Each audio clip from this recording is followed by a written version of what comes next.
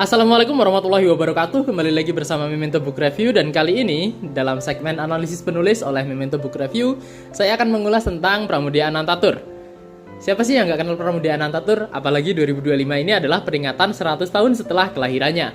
Tetapi karena terlalu panjang, saya akan bagi menjadi beberapa bagian. Dan pada bagian pertama ini, saya akan menjelaskan tentang kehidupan awalnya dan karya-karya pada awalnya. Tanpa berlama-lama lagi, langsung kita ulas yuk.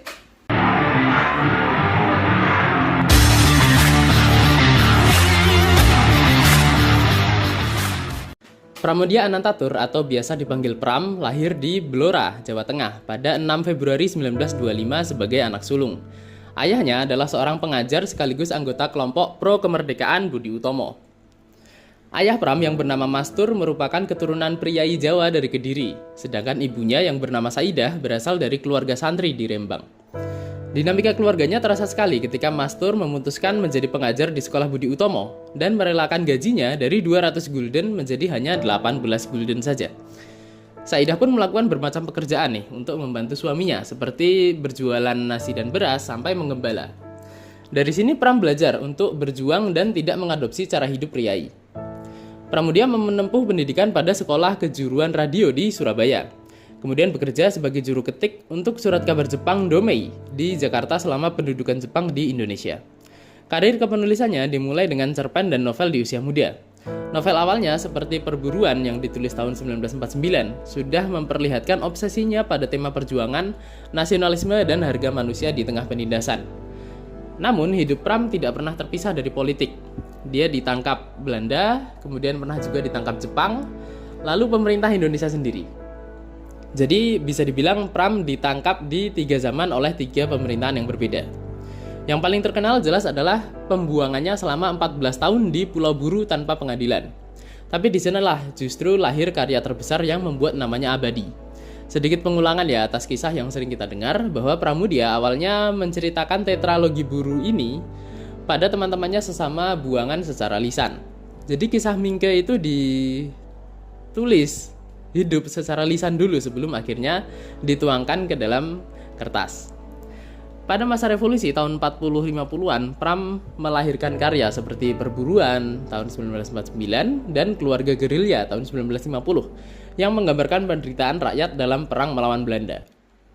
Selain fiksi, Pram juga aktif nih menulis sebagai jurnalis.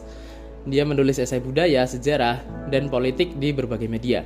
Salah satu yang paling penting mungkin adalah bahwa beliau terlibat dalam Lekra atau Lembaga Kebudayaan Rakyat yang merupakan sayap kebudayaan dari PKI.